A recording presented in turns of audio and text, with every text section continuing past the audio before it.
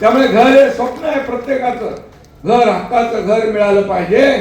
पंतप्रधान आवास योजना सर्वांसाठी घर ही योजना जी संकल्पना मांडली आहे, बाळासाहेबांनी देखील मुंबई 40 लाख लोकांना मोफत घर देण्याचा संकल्प सोडला.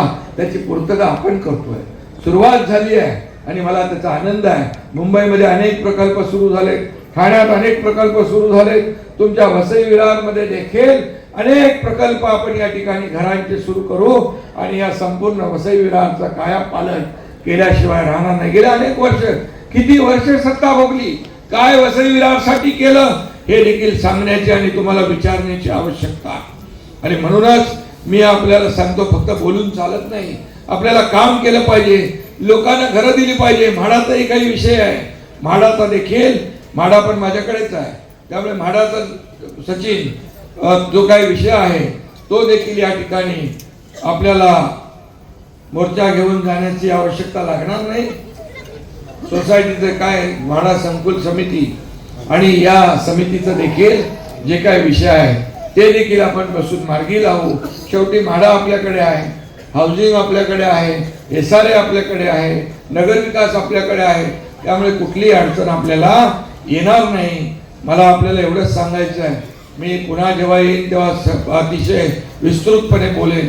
वसई पूर्व रेल्वे स्थानक सॅटिस प्रकल्प आहे, तो राबवण्याची आपली विनंती आहे. ठाण्याला जसा सॅटिस प्रकल्प राबवला, सगळी वाहतूक कोंडी दूर झाली, तशा प्रकारचा देखील सॅटिस प्रकल्प या ठिकाणी आपल्याला उभारता येईल. 500 स्क्वेअर फुटावरील घरांना लागू असलेला शास्तीकर आता लावतात काय, तो देखील दंड करण्याचा, इतर शहरांप्रमाणे आपण दंड रद्द केला, तो देखील रद्द करण्याचं काम या ठिकाणी केलं जाईल, अशा प्रकारचा विश्वास मी आपल्याला देतो. परंतु मला आपल्याला एवढंच सांगतो की गेल्या अनेक वर्ष जे या भागामध्ये फक्त विकासाच्या नावावर भकास झालेला आहे शहर, याला आपल्याला बदलायचं असेल तर शिवसेना भाजपा महायुतीला या ठिकाणी जिंकून दिलं पाहिजे. महायुती म्हणून आपण या ठिकाणी निवडणूक लढवू. बाकी कुठे काय अडचण आली, तुम्ही स्थानिक पातळीवर बसून चर्चा करा. अडचण आली तर मुख्यमंत्री देवेंद्रजी आणि मी त्या अडचणी दूर करू.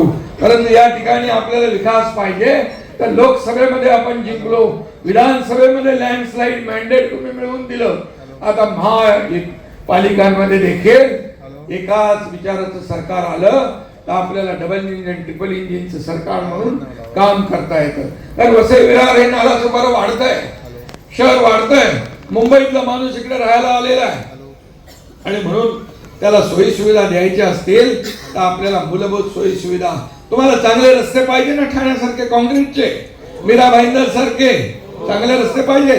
पिण्याचं पाणी तर दिलंय, MMRDAच्या माध्यमातून आपण पिण्याचं पाणी दिलेलं आहे, दिवाबत्ती, मेट्रो येते आहे, मेट्रो पण पाहिजे तुम्हाला, कोण देणार, आणि म्हणून आपण देणार. आणि म्हणून या सगळ्या लाडक्या बहिणींना मला एकच सांगायचं आहे, तुम्हाला डेव्हलपमेंट, विकास आपला अजेंडा आहे, महायुतीचा विकास हाच अजेंडा आहे. आपला देश पुढे चाललाय, राज्य आपलं पुढे चाललंय आणि वसई विरार देखील याच मुख्य प्रवाहात आलं पाहिजे, विकासाच्या मुख्य प्रवाहामध्ये आलं पाहिजे. आपल्याला बाकी काही दुसरं काही नाही, आपला अजेंडा खुर्चीचा नाही. ज्या लोकांनी आपल्याला खुर्चीत बसवलंय त्यांच्या समस्या सोडवणं हा आपला अजेंडा आहे, त्यांचे प्रश्न सोडवणं हा आपला अजेंडा आहे, भूमिपुत्राला न्याय देणं हा आपला अजेंडा आहे. आणि म्हणून शिवसेना या ठिकाणी ज्या पद्धतीने आपण घराघरामध्ये आज वाढवत आहे, शिवसेनेची ताकद वाढती आहे.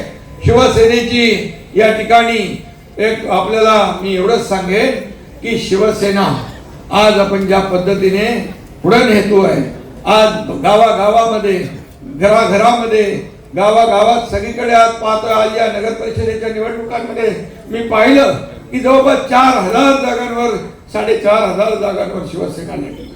आणि मग विदर्भ असेल, मराठवाडा असेल, उत्तर महाराष्ट्र असेल, पश्चिम महाराष्ट्र असेल, सगळ्या महाराष्ट्रामध्ये एक शिवसेनेचा धनुष्यबाण पोहोचतोय. आणि धनुष्यबाण म्हणजे विकास, शिवसेना म्हणजे विकास, आणि हे धोरण घेऊन आपण पुढे जातोय.